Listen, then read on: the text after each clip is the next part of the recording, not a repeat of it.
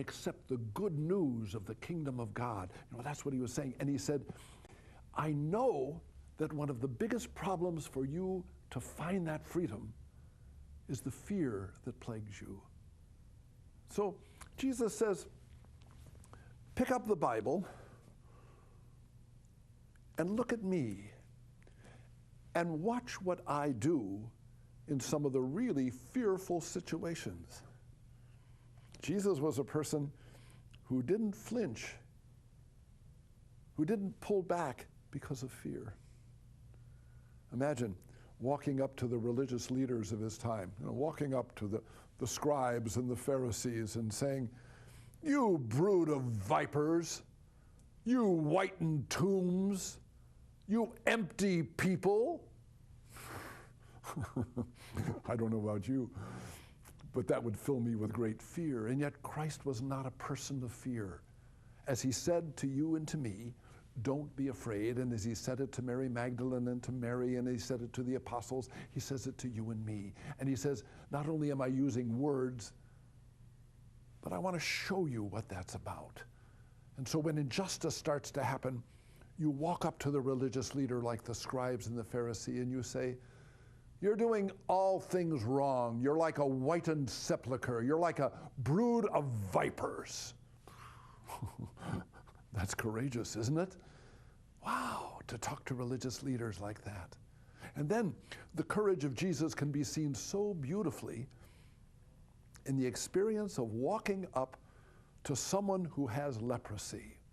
Now, at the time that leprosy was going on, at that time, it was considered to be terribly contagious.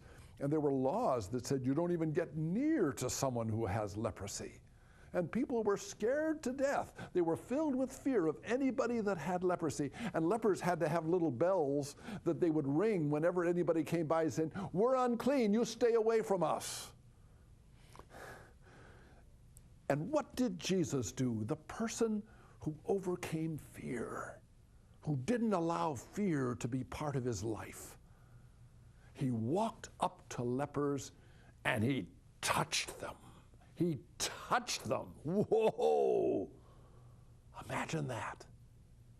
Imagine the love of God to touch a leper with all of the fears of all the things. Oh, you're going to get that disease and your whole life is going to be ruined. And he loved them and he touched them and he brought healing into their lives. That's my Jesus. The Jesus who says with his mouth, don't be afraid. And then shows us in a beautiful example what it means to live a life away from fear. Another interesting instance is the contact Jesus had with sinners. Imagine that. Imagine living in a mentality of, ooh, those are sinners, or those are unclean. And if you hang around with those people, they're probably going to seduce you and they're going to suck you into their sins. So stay away from them. Ooh, don't get near those sinners. And as you read through the story of Jesus, who does he spend all of his time with? Sinners. He moves right into the fears of so many people, and he cares for people who were sinners. I had a chance to go recently to Africa. I went to the country of Ghana. I was giving retreats to missionaries in a place outside of the capital of Accra. 3 different retreats that I gave, first to a bunch of nuns and then to priests and brothers.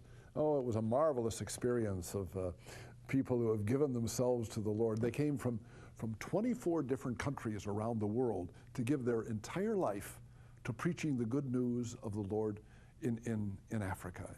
Whoa, I was very, very moved by this. But as I was sharing some of the thoughts that I wanted to share with them, I would spend also some time trying to listen to them and try to understand what their life was like. And they shared with me an experience of fear that I hadn't thought of, that in many places, in Africa, and well, as you think about it, even here in our own country, there's a great, great domination of fear in people's lives. People are very much afraid.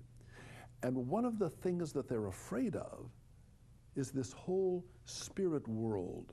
There are such things as witches, and they identify witches and people with spiritual powers. And there is a great, great danger that if you are not accepted by the rest of the community, people are going to call you a witch. And once they call you a witch, probably for very selfish reasons, your life is endangered.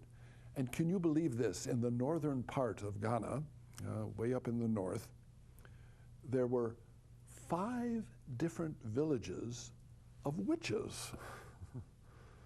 People who were living in deep, deep fear because of the accusations of others and calling them these names. Can you imagine what kind of fear would cover this entire world? Not only the people that are being accused, but the people who were afraid that they might also be accused. And what power would Christ have now to come into a world where, oh gosh, I wonder if they're gonna call me this, and they're gonna make me be a witch, and the only place I can go into is this community of witches that somehow is going to gain protection against a world in which they would want to kill me. And only in that protection of the city can I have the gift of life to exist. Imagine Jesus walking into the world of spirits. And I'm thinking of those that we talk about, those that are possessed, and the image of those that are possessed, the man of the Gerasenes. You remember he was a man jumping on tombstones, walking around, naked and filled with filth in his body, and screaming and terrorizing everyone else because he was filled with Satan. And when Jesus asked him, "What's your name?" and he said, "My name is Legion." There were thousands of these spirit worlds filled with fear. And Jesus walks right up to him and says, "Get out of